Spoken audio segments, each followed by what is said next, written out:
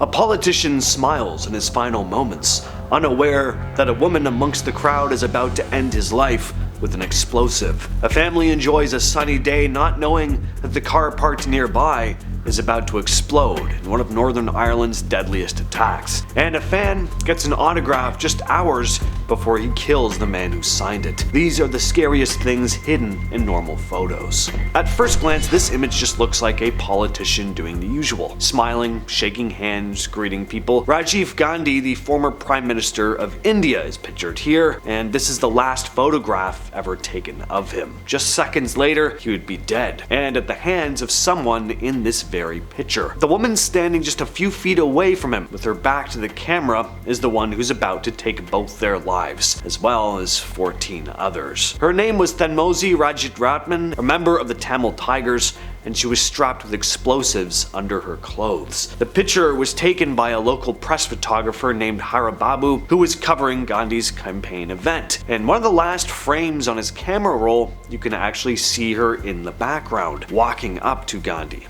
Moments later, she bends down to touch his feet, a traditional sign of respect, and then detonates the explosive. The blast killed Gandhi, the assassin, the photographer, and 14 others instantly. But Hruby's camera survived the explosion and was later found in the wreckage.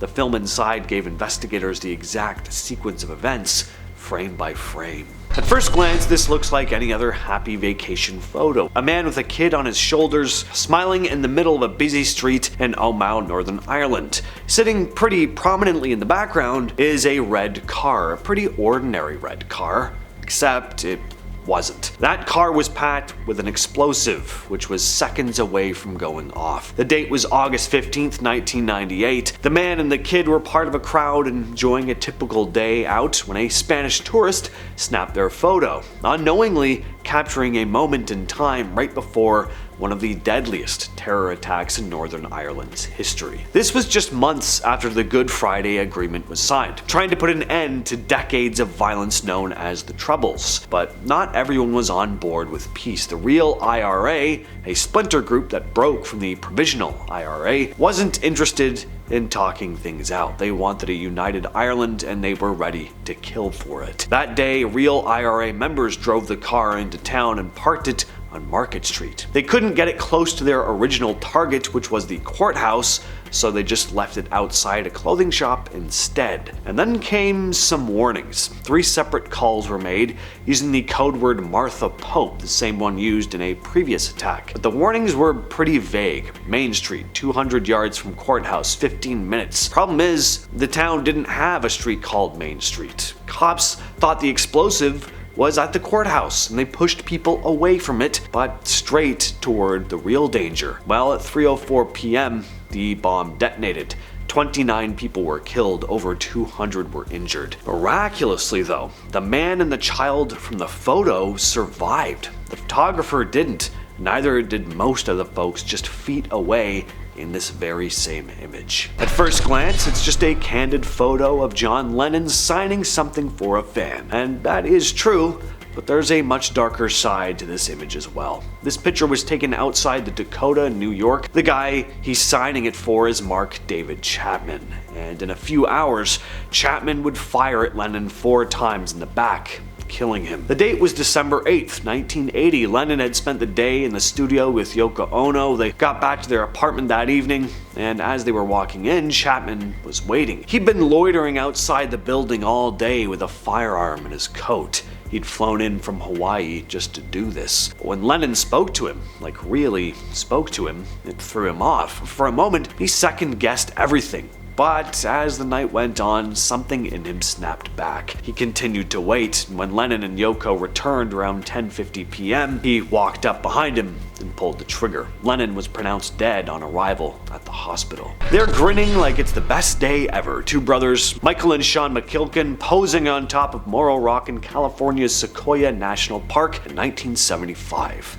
Their hair is clearly standing straight up. It looked funny, so their sister snapped a photo. Problem is, it wasn't just static causing their hair to stand up. It was ionization. It's what happens when a lightning strike is seconds away. They were unaware of this at the time. Well, seconds after the shutter clicked, the sky exploded. A bolt of lightning struck the rock. The siblings were thrown off their feet. Sean was badly burned. Michael's camera melted, but they did survive.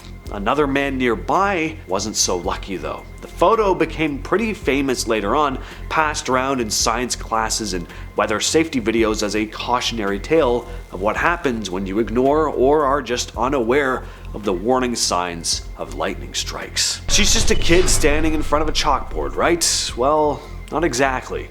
This photo was taken in 1948, part of a project documenting young people affected by the war. The girl's name was Terezka. The psychologist had asked her to draw home. What she scribbled wasn't a house or a tree, it was this chaotic mess of jagged lines and circles, exactly what you're looking at in this image. And her face really says the rest. Wide eyes, this empty stare, like she's trapped somewhere else entirely. Turns out Terezka had spent most of her short life in a concentration camp. By the time this photo was taken, she was living in a care home in post-war Poland. Whatever she went through though, whatever she saw, it never left her. This drawing was her attempt to show it. This looks like a pretty typical picture you'd have seen on Instagram back in the day, before it was flooded with overly polished professional looking pictures. You had the types of images you'd see on Facebook. Young people would post, mostly hanging out with friends. Pictured here in 2014 is the then 19-year-old Alan Hruby, hanging out with some friends at a hotel room in Dallas, Texas. He was in town to catch a college football game. Just earlier this very same day though, before this picture was taken and posted to Instagram, Hruby had killed his father, mother, and sister, all so that he'd hopefully inherit $3,000 to pay off a loan shark.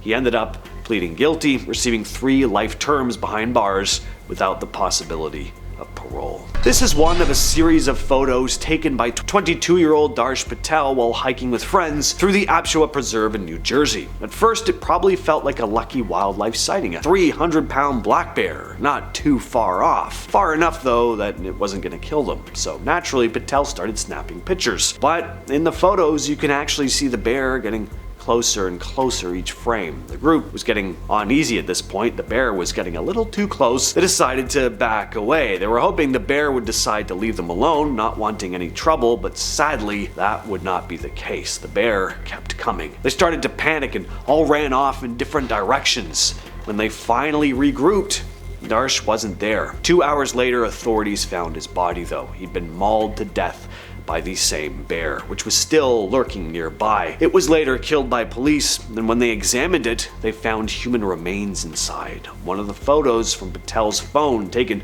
just moments before the attack, shows the bear heading straight for him. Next up, we've got George Mallory and Sandy Irvine. This is the last photo ever taken of the two climbers before they began their final push up Mount Everest in 1924. They never came back. Mallory was already a well-known British mountaineer at the time, and his goal was simple: be the first person to stand on the roof of the world. On June 8, 1924, they left their high-altitude camp and headed for the summit, and then nothing. They just vanished into the mountains, seemingly.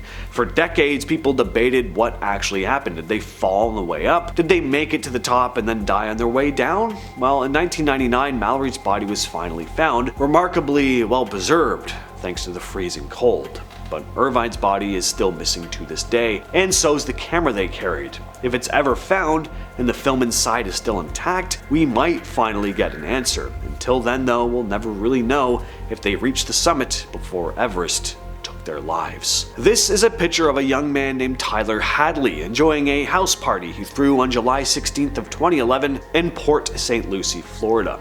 Little did his guests know that his parents, Blake and Mary Jo Hadley, lay dead in the next room. A few hours before the party began, Tyler had brutally attacked both his parents with a hammer, then stashed their bodies in the master bedroom and cleaned up the mess before everyone else showed up. Why? Because they were about to send him to rehab and he didn't want to go.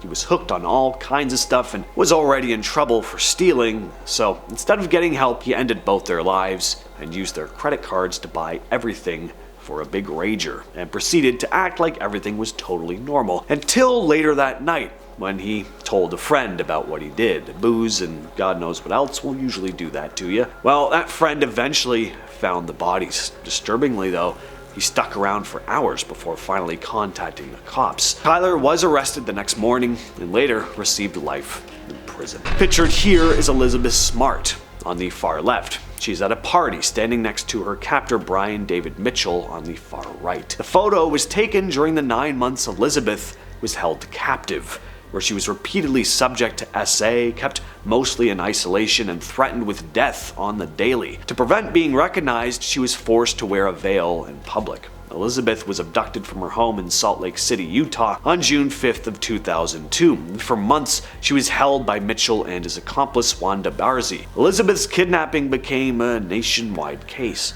and she was eventually rescued on March 12th of 2003 after being recognized by 2 witnesses who'd seen Mitchell and Barzi on an episode of America's Most Wanted. After her recovery, though, she became an outspoken advocate for missing persons. And with all that said, I've been your host, James. I'll catch you, yes you specifically, in the next video.